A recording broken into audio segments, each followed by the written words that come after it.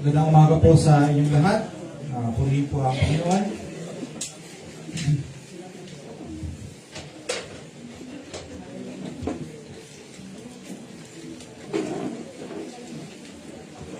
Bilang panimula, sino po sa inyo ang mga nagkape bago mag-church ngayong umaga? Okay, meron mga ilan, nagkape. Sino mga naka-fasting ngayong umaga? May mga naka-fasting ngayong umaga, okay. Sabi po nila, ang isang tao daw ay binubuo ng maraming desisyon sa loob ng isang araw. Sabi, meron daw tayong 35,000 na desisyon on average sa loob ng isang araw. Sa loob ng isang oras, nakaka-2,000 desisyon daw ang ginagawa ng tao. At sa loob ng isang minuto, nasa estimated na 1 or 2 na desisyon ang ating ginagawa.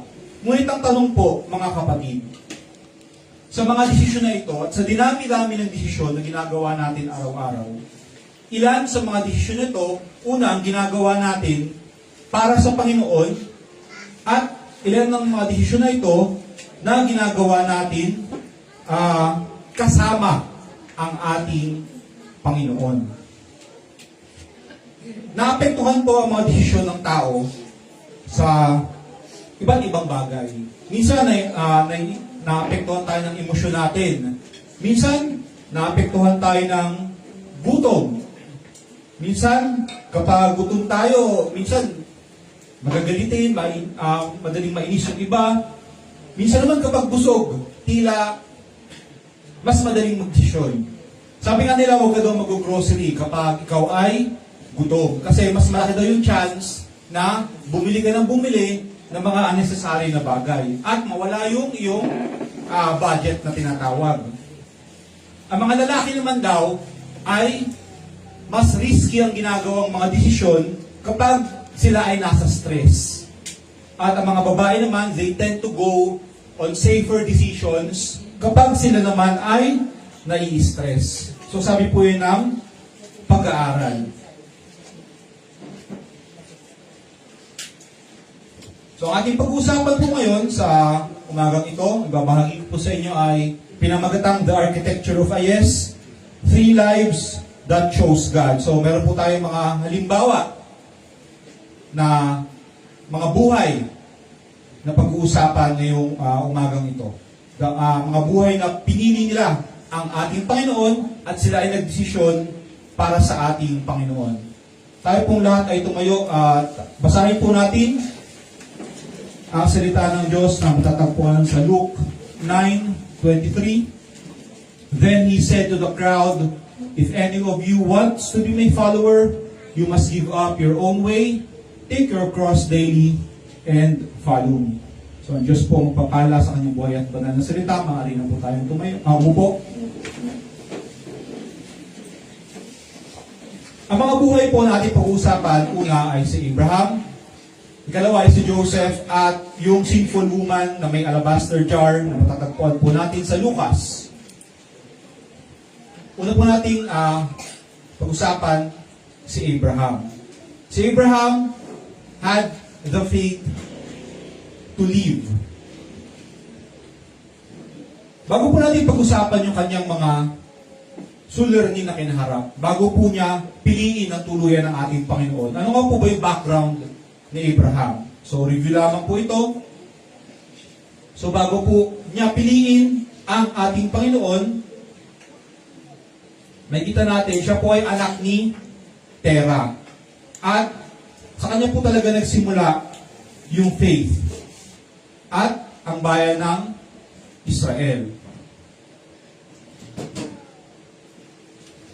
Una kanya suliranin, yan. Si Sarah ay baog o sterility. So dahil siya ay baog, wala pong una, higit sa lahat, pagmamana dun sa lahat ng possession na mayroon si Abraham. Sapagkat si Abraham po ay napakayaman. Yung na-accumulate po nila na wealth, bago po sila mag-travel papunta sa promised land ay napakalaki. Meron silang mga cattle, meron silang mga iba't ibang uri ng hayop, at meron din silang mga servant na pinatawag. At isa pa po sa mga suliranin na kanyang kinakaharap ay yung tinatawag na stagnation. Sabi po dyan, doon sa dulo ng Genesis 11:31, but when they came to Haran, they settled there. So tinutukoy po dyan ay siya po, yung pamilya niya, yung tatay niya si Terah, at si Abram. So naniniwala po ako na bago tawagin ng ating Panginoon si Abraham, nasa komportableng pamumuhay po siya. Siya po ay stable na sa kanyang mga tinatangkilik, sa kanyang kayamanan, at nandyan po na talagang comfort zone niya yung tinatawag na Haran.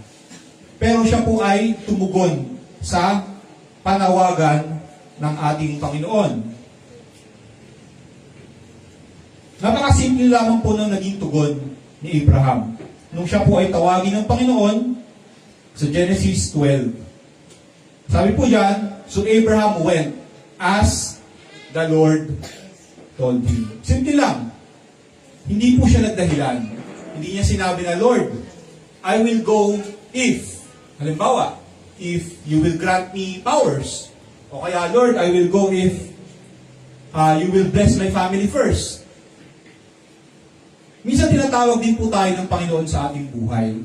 At yung tawag ng ating Panginoon ay minsan audible sa bawat isa sa atin. Tayo pinagpala ng ating Panginoon na mapakinggan yung kanyang tinig. Minsan naman po ay tila ang kanyang boses ay mahina. Ngunit hindi dahil mahina ang ating Panginoon. Ngunit ito ay dahil tayo ay nakaklaud ng mga suliranin, ng mga alalahanin ng mundo. Minsan, natatakpan ng trabaho, natatakpan ng mga worries ng ating buhay. Pero hindi po nangangahulugan na ang ating Panginoon ay mahina sa kanyang pagtawag. Kaya kinakailangan po ibukas natin yung ating puso at pag-iisip palagi sa tawag ng ating Panginoon sa ating buhay. So, kaya nga po ba natin na tumugon sa tawag ng Panginoon sa ating buhay, kagaya ng ginawa ni Abraham? Hindi po napakadali ng ginawang desisyon niya sa buhay. Kasi tinawag siya ng Panginoon, una, dun sa panahon na comfortable na siya, okay na siya sa kanyang buhay. At itong pagtawag ng Panginoon sa kanya ay isang risk po na makikita natin sa kanyang buhay. Hindi po niya alam kung anong pupuntahan, sa totoo lang. Pero ang hawak lamang po niya ay pangako ng ating Panginoon. Ano nga po ba yung pangako ng ating Panginoon? Makikita po natin yan sa Genesis 12, 1-3. Ang sabi po doon ng ating Panginoon, I go to the land, I will show you. I will make you into a great nation. I will bless you. I will make your name great, and you will be a blessing. I will bless those who bless you, and whoever curses you, I will curse. And all peoples on earth will be blessed through you. Kung ating papansinin sa English translation po ng NIV, makikita natin yung ginamit na salita doon ay will. Nasa future tense. Nakangahulugan na hindi pa po hawak na Abraham yung mga pangako na yon.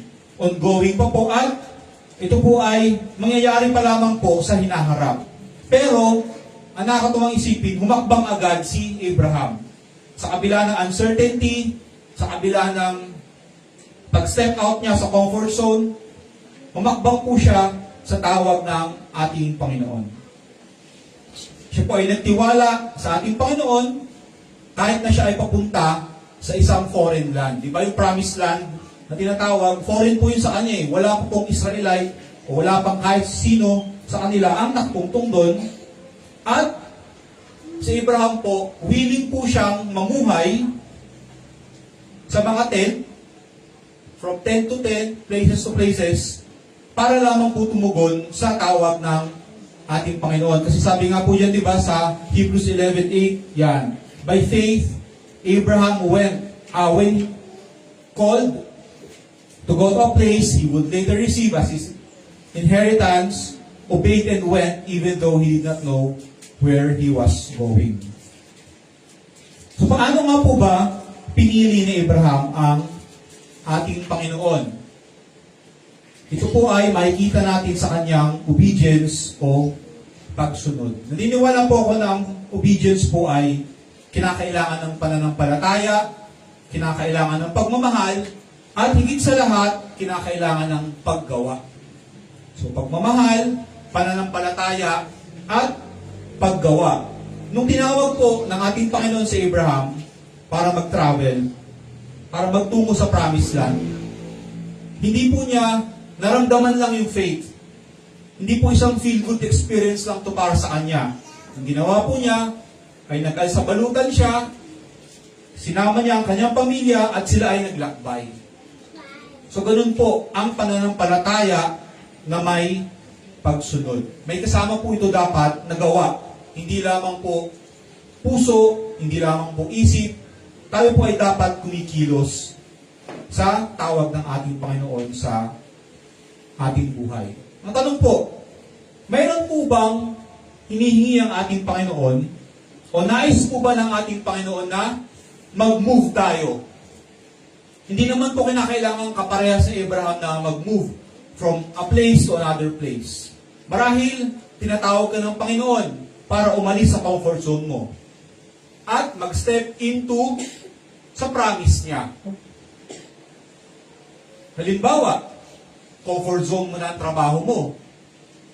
Tinatawag ka ng Panginoon para sa mas magandang layunin.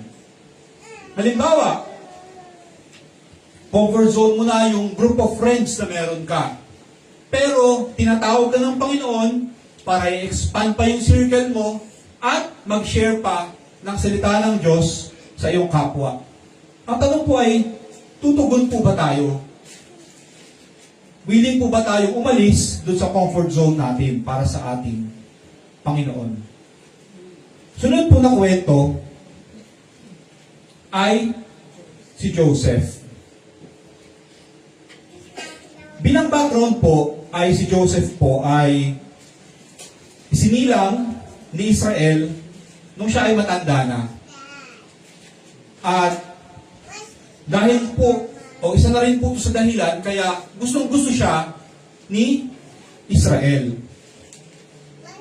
At dahil doon, ay binigyan siya ng colorful na robe ni Israel. At dahil sa mga actions na ni Israel, ay nagdulot ito ng inggit sa kanyang mga kapatid. Sapagkat napakarami po niyang kapatid na nauna na sa kanya. Noong panahon na yon, si Joseph po ang bunso sa magkakapatid. Gusto pong i-take note po ninyo itong verse po na to. Kasi sabi po dyan sa Genesis 37:4, when his brothers saw that their father loved him more than any of them, they hated him and could not speak a word to him. Bakit ko po binigyan ng emphasis yung salitang yan sa dulo? Na hindi sila makapagsalita ng kind word sa kanya. Kung papansin po niyo mamaya po sa dulo, sa Genesis 50, meron pong gagawin ng Panginoon diyan sa part na yan ng buhay ni Joseph.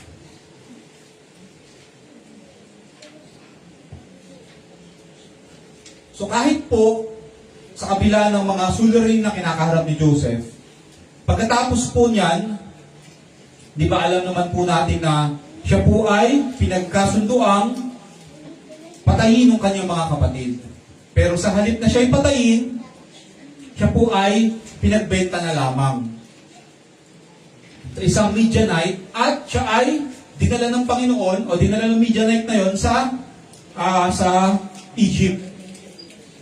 At doon sa Egypt, siya po ay binenta bilang slave at siya ay nagtrabaho doon sa isa sa mga matataas na opisyal ng Pharaoh na ang pangalan ay si Potiphar.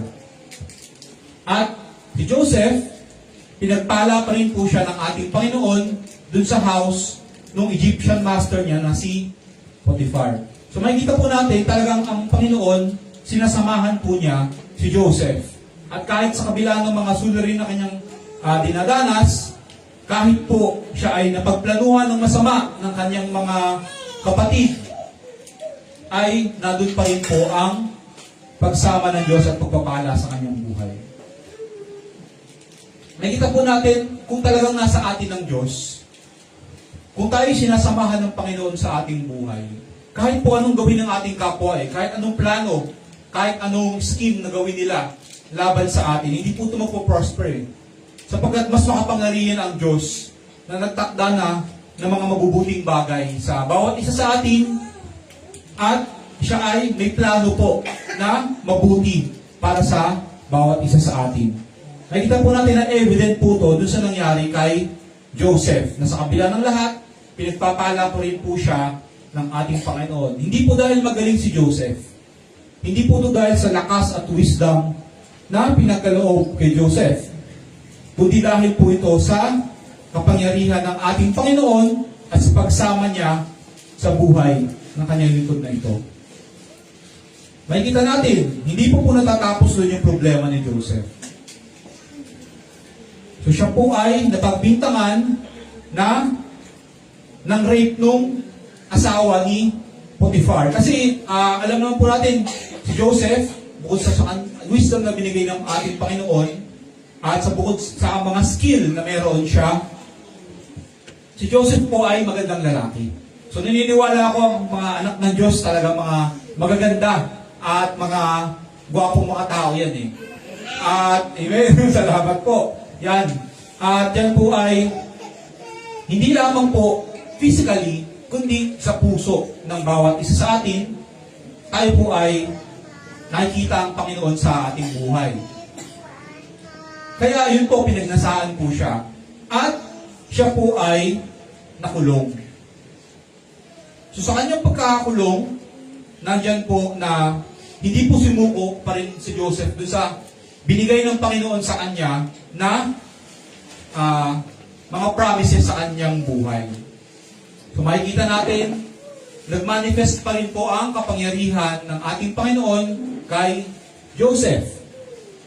Siya po ay nag-interpret nung dream ng cupbearer, saka nung chief baker nung Pharaoh.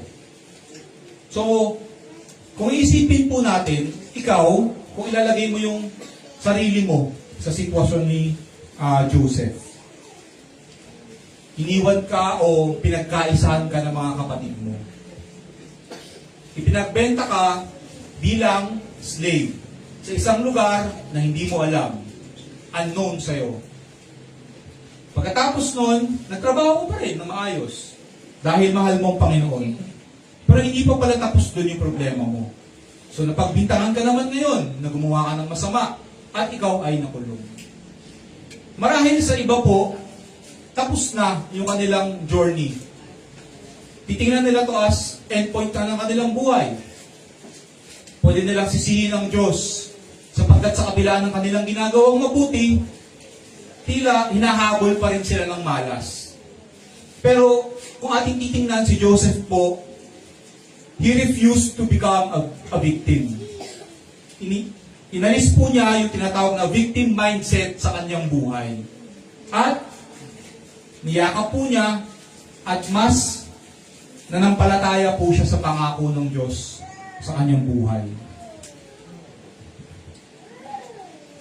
So isa po dyan sa mga evidence ng patuloy na pagkilos ng ating Panginoon na sa kabila ng kanyang pagkakakulong, pinagkatiwalaan pa rin po siya ng warden na mga siwa doon sa kulungan.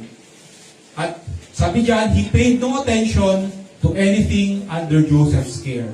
Because the Lord was with Joseph and gave him success in whatever he did. So kung tayo po ay patuloy na sinasamahan ng Panginoon, kahit nasaan po tayo, magiging blessing po tayo sa kapwa natin. At kahit po makikita natin na nagpaplano ng masama yung ating kapwa, kahit po na nandun sa mga challenges, makikita pa rin po yung kabutihan ng Panginoon sa buhay ng bawat isa sa atin sapagkat kasama natin ang ating Panginoon. So yan po yung mga suliranin na kanyang kinaharap sa kanyang buhay. Una, injustice. Nakita natin na yun nga po, pinagbenta siya at siya ay napagbintangan sa kasalanang hindi niya ginawa. Siya rin po ay isolated. Si Joseph po ay una't higit sa lahat nakulong dun sa kanyang tinatawag na prime years. Kasi yung edad po, nung pinakilala siya sa Bible, dito sa Genesis, ay, ang nabanggit na una ay 19 years old pa lang siya. So siguro ilang taon na nga nakalipas, nung siya ay ipagbenta sa Egypt bilang slave. At ilang taon lang din na nakalipas, nung siya ay makulong. So isipin natin, kung tayo ay makukulong sa ating prime years, bata pa tayo. Marami pang pwedeng gawin. Marami pang plano. Tapos bigla kang nakulong. Diba? Parang napaka-hirap ng ganong sitwasyon. So isolated siya sa kanyang mga mahal sa buhay. Isolated siya dun sa pinagkatiwalang trabaho sa kanya. Kasi syempre, pinaratangan na siya ng hindi totoong paratang. Marahil, isipin niya na tapos na doon yung kanyang journey. Pero nang pinanghawakan po niya ang promises ng ating Panginoon. At nagkaroon po ito ng change. Makikita natin, nagkaroon po ito ng nagmanifest po ang promises ng Panginoon sa kanyang buhay at makikita natin ito sa kanyang statement na talagang pinangahawakan po niya yung salita ng Diyos at yung pangako sa kanya ng Panginoon. Kasi nung siya po ay humarap sa kanyang mga kapatid, yung mga kapatid mismo na nagbenta sa kanya para siya maging slave, ay ganito po yung kanyang sagot. You intended to harm me, but God intended it for good, to accomplish what is now being done, the saving of many lives. So nakatingin po si Joseph, hindi po sa current circumstance niya, kundi dun sa promise ng Panginoon na binigay sa kanya. At nakatingin po siya dun sa bigger picture na binigay sa kanya ng ating Panginoon. Di ba nagkaroon po ng taggutom sa Egypt? Isipin na lang po natin kung hindi na ipadala doon si Joseph, di ba? So ang ating Panginoon po, kaya po niyang gawing blessing yung tila miserable na pangyayari sa ating buhay. Kagaya ni Joseph, di ba? Yung pahirap, yung mga maling accusation sa kanya, yung isolation, yan po ay mga bagay lamang po na kinakailangan mangyari para matupad po ang kalooban ng Diyos sa ating buhay. Kung ating pong titingnan, kung magiging short-sighted po ang bawat isa sa atin, marahil ang mapapansin lang po natin yung mga problema. Ang mapapansin lamang po natin yung mga suliranin na kinakaharap natin currently. Pero, kung ating maunawaan, ito po ay parte ng paghubog sa atin ng ating Panginoon Diyos. Naalala ko po, madalas po ito nangyayari sa akin na kapag magpipray po ako ng pasensya, Lord, bigyan mo ako ng patience. Ayoko nang magalit sa kalsada kapag nagdadrive ako. Ayoko nang manggigil dun sa mga kamote. Pero, after ko mag-pray, doon mas maraming kamote sa kalsada. Doon mas tinitest yung patience ko. Minsan nag-pray ako ng grace sa ating Panginoon. Kabutihan loob na mas i-exercise ko to sa kapwa ko. Pero mas dumating sa akin yung mga sitwasyon na tila tinitest yung kabutihan loob ko sa aking kapwa. Ewan ko po kung nararanasan nyo to o ako lamang po nakakaranas ng ganitong mga bagay. Pero sa tuwing magpipray tayo ng mga ganung bagay, bakit kaya tila mas natetest yung ating patience? Mas natetest yung ating pagmamahal sa ating kapwa?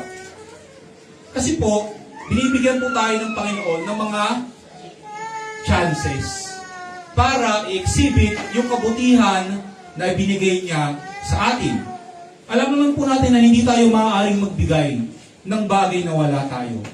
Pero nung tayo po ay baguhin ng ating Panginoon, tayo po ay kanyang tubusin sa krus ng Kalbaryo, pinagkaloob po niya sa atin yung mabubuting bagay. Binago niya ang ating puso, binago niya ang ating buhay.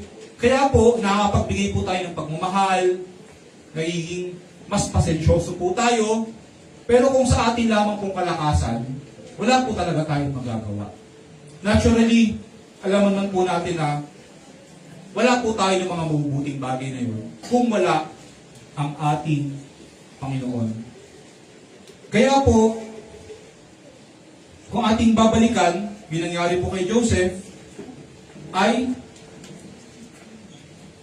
makikita natin na sa kabila ng mga nangyari sa kanya, nandun po, pinagkaitan siya ng kanyang mga kapatid. Di ba sabi ko po kanina, balikan natin to, yung unang verse na to, na pinagkaitan siya ng kindness, ng mga mabubuting salita ng kanyang kapatid. Pero papaano? Ano nangyari dun sa Genesis 50 na naging response niya?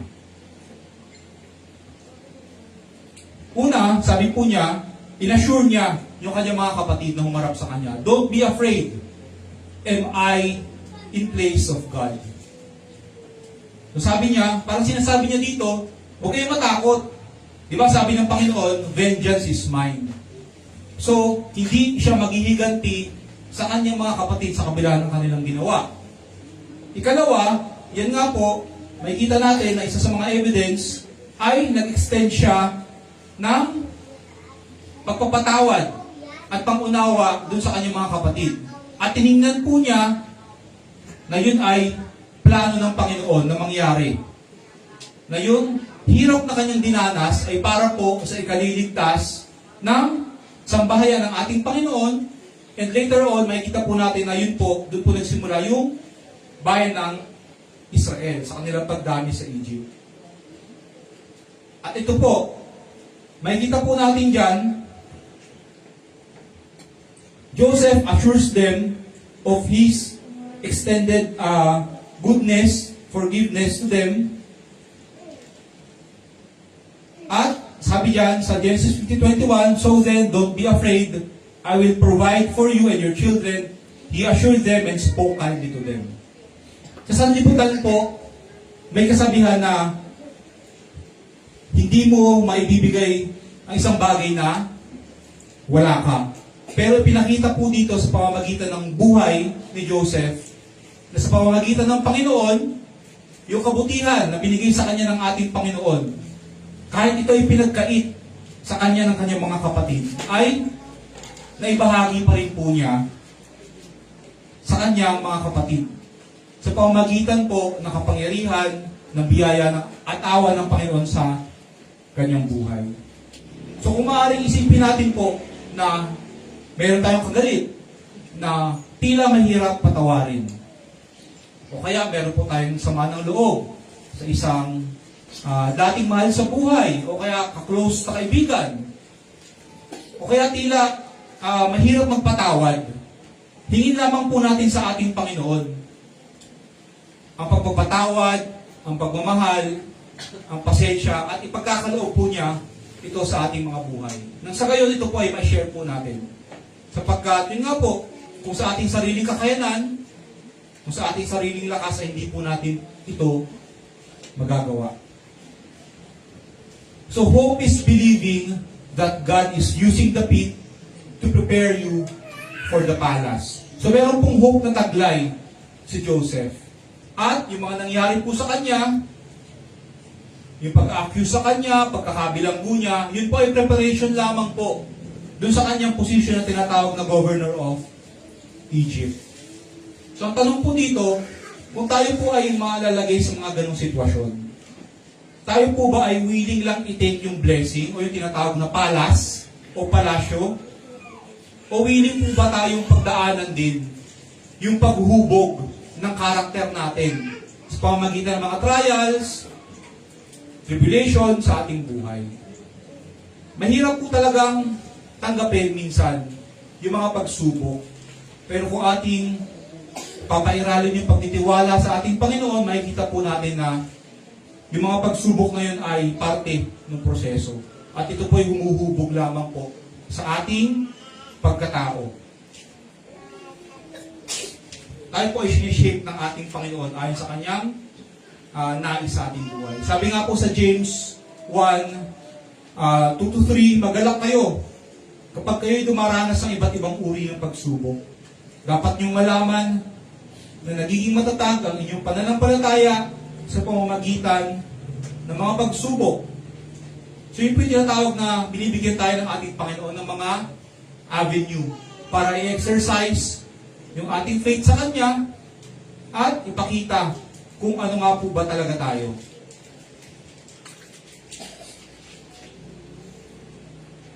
Sunod po na character po dito, mga taong ginamit ng ating Panginoon yung sinful woman na may alabaster jar. Sabi dyan sa Luke 7:38, as she stood behind him, at his feet weeping, she began to wet his feet with her tears.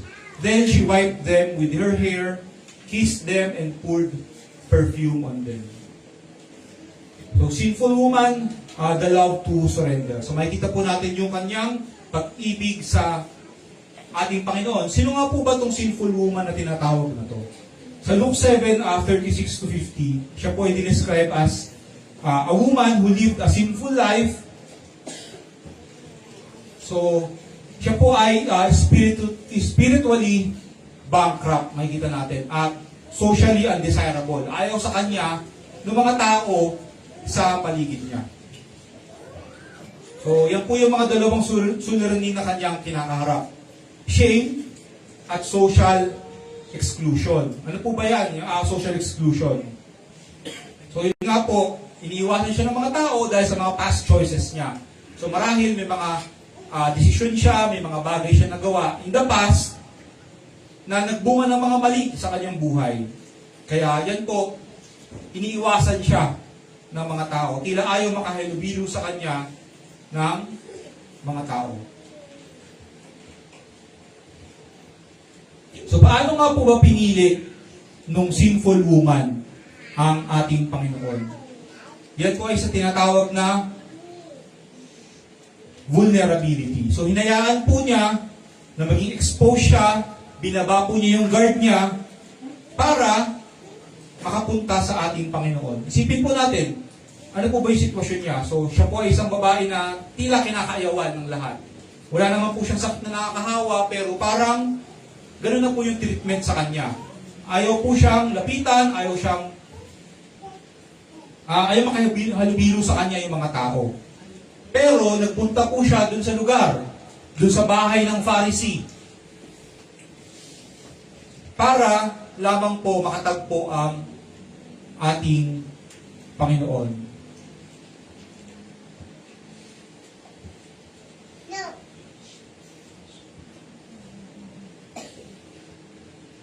So, makita po natin na pinili po nung sinful woman na may alabaster jar ang ating Panginoon sa pamamagitan ng pag-pour out nung most expensive possession po niya, yung perfume, at pag-pour out ng deepest emotion niya sa ating Panginoon, yung kanyang mga luha.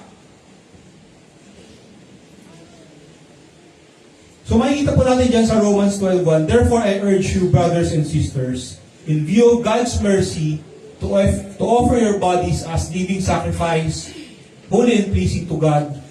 This is your true and proper worship. So yun po yung definition po ng worship na makikita po natin sa Bible.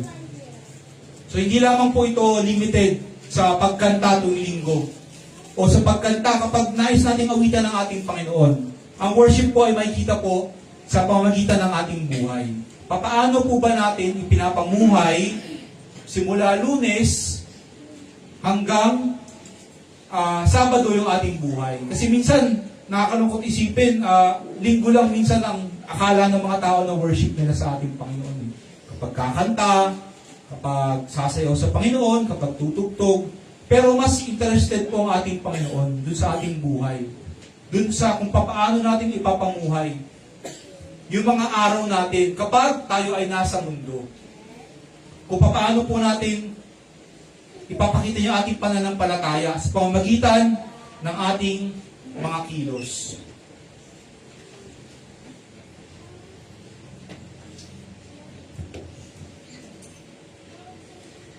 So kung ating papansinin po, yung Pharisee po ay inimbitahan po ang ating Panginoon para makisalo sa Kanya. Pero, tangi ang sinful human lamang po, yung nagpapasok sa Panginoon sa Kanyang puso. May kita natin, inimbitahan lamang ng Pariseyo ang ating Panginoon. Una, dahil ang ating Panginoon ay sikat ng mga panahon na yon. So marahil, kapag naugnay yung kanyang pangalan, dun sa ating Panginoon, magkakaroon siya ng magandang reputation. Yun yung tinatawag natin sa panahon natin ngayon sa mga sa social media, yung collaboration, di ba? Madalas ginagawa to kapag, halimbawa, yung medyo hindi sikat, kukuha siya ng mas sikat para makilala yung kanyang pangalan. Pero may mali po dun sa puso ng Pharisee at napaka-evident po nito dun sa kanyang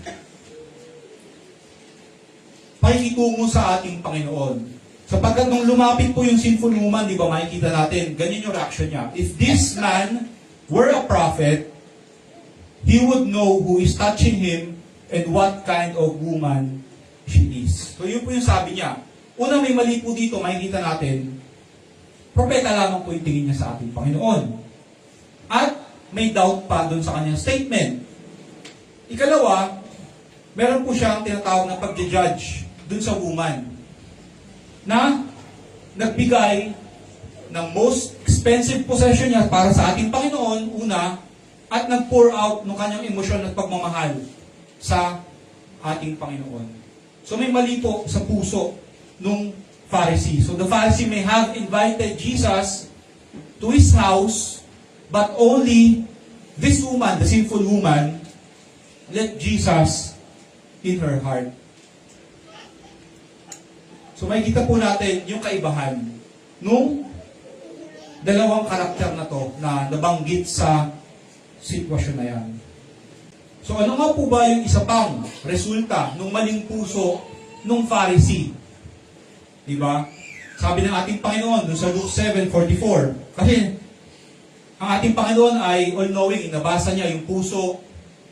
At kahit na hindi sinabi sa kanya ng direkta yung Pharisee yung tanong na yon, kanina, ay nagkaroon siya ng tugon. Sabi niya kay Simon, "Do you see this woman? I came into your house. You did not give me any water for my feet. But she wet my feet with her tears and wiped them with their hair." So isa po sa makikita natin na katangian ng mga Pilipino na sikat yung tinatawag na hospitality, di ba? Kapag may bisita sa atin, pinaghahayinan natin ito ng merienda. O kaya tinatanggap natin ng malugod, lalong-lalo na kapag mahalagang tao, yung ating bisita, o kaya naman ay gustong-gusto natin yung taong dumalaw sa atin. So makikita doon, i-exercise natin yung tinatawag na hospitality. Pero, itong si Pharisee tila, hindi siya magandang host. Hindi siya welcoming na host. Kasi, sabi po ng ating Panginoon, yan nga, hindi siya binigyan ng tubig para maghugas ng paa. At isang mahalagang bagay po ito sa Jewish customs and tradition, na kapag darating ka sa isang lugar, bago ka kumain din, ay mag-o-offer sila ng tubig na panghugas mo ng iyong mga kamay. At yun po ay hindi ibinigay nung host ng bahay, yung Pharisee. Sabi rin po dyan, bilang pagpapatuloy, "You did not give me a kiss, but this woman, from time I entered, has not stopped kissing my feet. You did not put oil on my head, but she has poured perfume on my feet." So makikita natin yung pagmamahal talaga na evident dun sa sinful woman na ito. At yun po ang naging dahilan kung bakit nalugod ang ating Panginoon dun sa pag-worship na ginawa niya dun sa moment na yun. So love doesn't wait for you to be clean. Love is what cleanses you. Makikita po natin, hindi po naghintay yung sinful woman na linisin siya ng Panginoon. Minsan nakakarinig po kasi ako ng statement na gaya nito, "Ayoko sa church. Makasalanan pa ako eh. Marami pa akong kasalanan." O kaya, ayoko sa church, ayoko muna magsimba kasi una, yung mga tao doon, i-judge ako, o kaya yung mga tao doon, mahirap akong tunguhan. Saka na ako mag-church kapag okay na ako. Pero hindi po ganun yung naging attitude nung sinful woman. Nauna po siyang lumapit sa Panginoon, doon sa mga punto ng kanyang buhay, na talagang mas kailangan niya ang ating Panginoon. Hindi po niya hinintay na linisin muna siya ng ating Panginoon, bagkus ay lumapit siya sa ating Panginoon as is. Yun lamang po hinihintay ng ating Panginoon sa ating buhay. Lumapit tayo sa Kanya. Kung ano yung present at current na situation po niya natin sa harapan ng ating Panginoon. At may assurance po ang ating Panginoon na tayo Kanyang tatanggapin. Kung ano man po yung ating nararanasan at kung ano yung baggage na ating daladala. Ngayon po, nakita po natin yung tatlong buhay na ito na nagdesisyon para sa ating Panginoon. Si Abraham, na sa kabila po ng uncertainty, ay pinanghawakan pa rin po ang pangako ng ating Panginoon. Na balang araw, sa pamamagitan ng kanyang asawa na Baog, ay ibibuild ng Panginoon into a great nation. Si Joseph, na sa kabila ng pagtataksil po na ginawa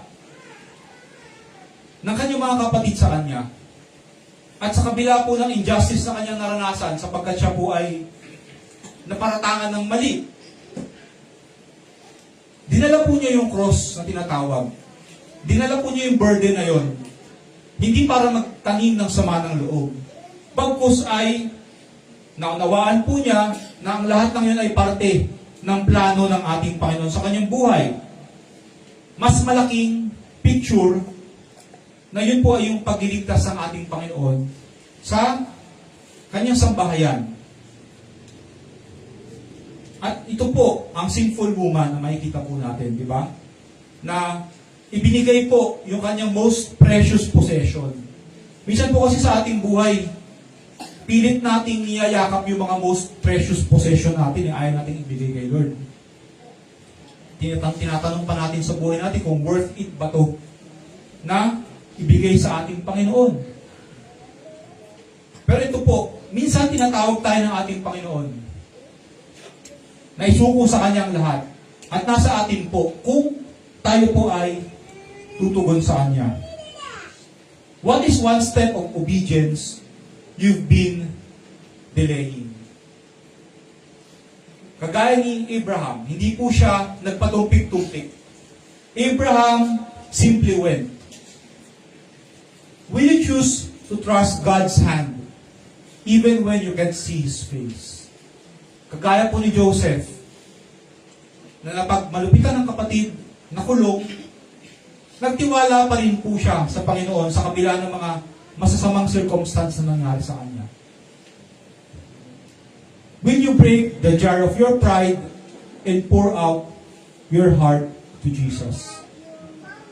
So, willing po ba tayo na basagin o mabasag ng ating Panginoon at ibigay po ang ating sarili ng buong-buo sa Kanya?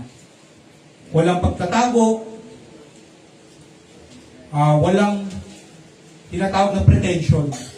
Ibibigay lamang po natin ang ating sarili ng buong-buo sa ating Panginoon. So hilingin po natin sa ating Panginoon na itong mga magagandang halimbawa na ipinakita ng tatlong karakter na ito, yung pananampalataya sa ating Panginoon, yung pagtitiwala at yung pagmamahal, ay ating dalhin po para piliin po natin ang ating Panginoon sa bawat desisyon po ng ating buhay.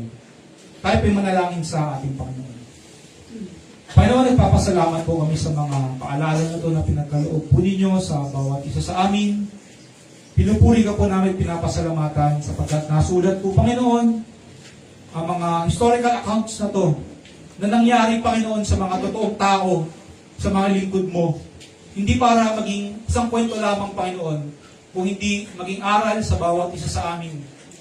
Aral na susundan, aral na maaari po namin gayahin Lord God, tulungan niyo po kaming magkaroon ng pananampalataya na katulad ni Abraham. Pananampalataya na nagtitiwala sa inyo, Panginoon, kahit na unknown, o kahit na hindi namin alam ang aming pupuntahan. Tulungan niyo po kaming magtiwala sa inyo, Panginoon, at magkaroon ng pananampalataya na kagaya nito. Panginoon, tulungan niyo rin po kami na maging willing sa aming buhay na ibigin ka ng higit sa lahat.